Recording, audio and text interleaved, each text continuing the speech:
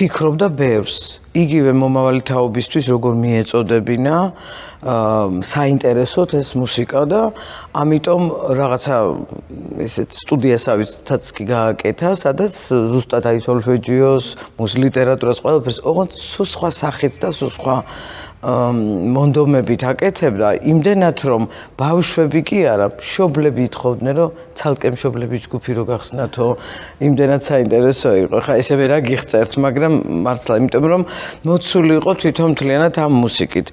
ამიტომ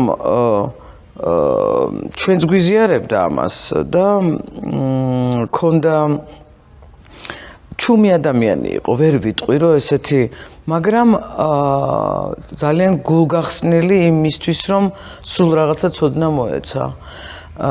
მამა ძირითადად იყო კლასიკურ მუსიკას, ასე ვთქვათ, უკირკიტებდა და შიგნით ეძებდა მუსიკის საფუძვლებს, ასე ვთქვათ, მაგრამ თვითონ იყო ალტერნატიული ატონალური მუსიკის ერთ-ერთი წარმომადგენელი. იმ დროისთვის ძალიან უცხოხილი იყო ეს ჟანრი და ეს სტილი მუსიკის, მაგრამ აი თითქოს რაღაცა დროს გაუსწრო, იმ პერიოდში თვითონ ვერ მოასწრო ამის რეალიზება, მაგრამ შემდგომ უკვე რაღაცნაირად მოხდა რეალიზება ახალგაზრდებში, დღევანდელ ახალგაზრდებში და განსაკუთრებით საზღვრებს იქით ძალიან ხშირად სრულდება მისი მუსიკა.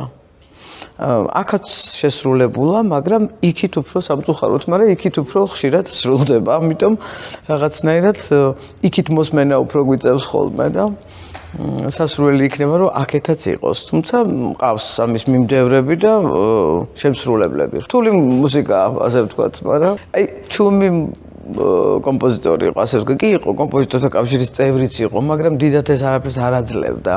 თავისთვის იყო და მუშაობდა. ქალბატონ ნინოლას თუ ქონდა მამას სიმღერები რეპერტუარში? სიმღერებს არ წერდა მამა. გასაგებია. ანუ უფრო კლასიკური, კომპოზიცია კლასიკური ჟანრის, უბრალოდ იმ ჟანრში ახალი შემოსული იყო, აი როგორც საზღვარგარეთ იყო შნიტკე, აი დაახლოებით ეგეთ სტილში წერდა მამა მუსიკას და მაშინ აი ძალიან უცხო იყო, ანუ მსმენელისთვის და იგივე თეორიულადაც ვერ აუხსნიდი და ვერ მიიღებდნენ მაგ მუსიკას. ანუ ატონალური მუსიკა თავისთავად ხომ მოიცავს იმას, რომ არ არის ვთქვათ მოცარტივით დალაგებული, ვთქვათ შოპენივით სასიამოვნო და ასე ატონალურია, ხო. ამიტომ მის გონებაში რაღაც ეს არის ფსიქოლოგიის, ფილოსოფიის და მუსიკის და ყველაფრის ერთად შერწყმა, რომელიც აწუხებდა და ამას აკეთებდა. პატარა ია თუ ყოფილა პირველი მსმენელი მამას მუსიკის? მამა მუსიკას წერდა, როგორც დედა, ასევე მამა არ მინახავს პროცესში, რომ აი ინსტრუმენტთან სხედან და რაღაცას წერენ.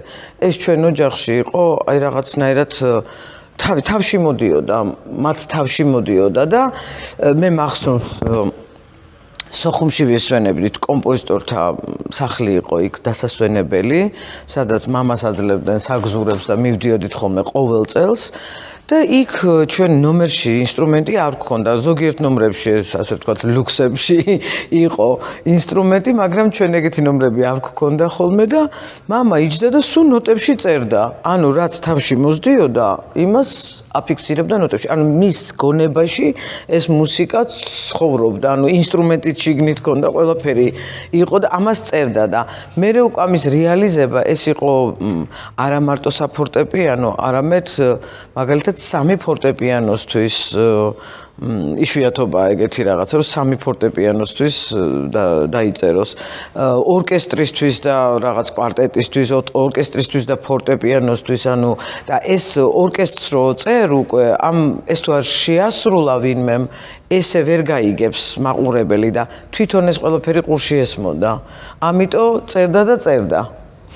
ამიტომ მე შემსწრე ამის არ ყოფილვარ, მაგრამ აი რაღაცა მონაკვეთების ვთქვათ, რომ რაღაცას უკრავდა და მერე უკვე მოგვიანებით რომ გავიგონე ეს მუსიკა ორკესტრის შესრულებით, პიანისტის შესრულებით, რაღაცა ინსტრუმენტების შესრულებით, მე აღმიდგა ბავშვობის ემოციები, იმიტომ რომ ეს მე რაღაც ბგერები ვიცი, ეს ბავშვობის, ეს რაღაც ყურში ჩარჩენილი ბგერებია. უბრალოდ ეს ერთობლიობაში არ მქონდა მოსმენილი და ძალიან ემოციური იყო პირველად რომ მოვისმინე, რომ რაღაცნაირად გადამაგდო იმ სახლში, იმ ინსტრუმენტთან, იმ რაღაც ფრაგმენტები ესე სურათებად დამიდგა თვალწინ და ემოციურად იყო ძალიან ძლიერი, რომ ეს მე ვიცი, ეს მე ბავშვობაში გავლილი მაქვს და სამწუხაროდ მე აღარ იყო უკვე მამა და რაღაც მოგონებად დარჩა.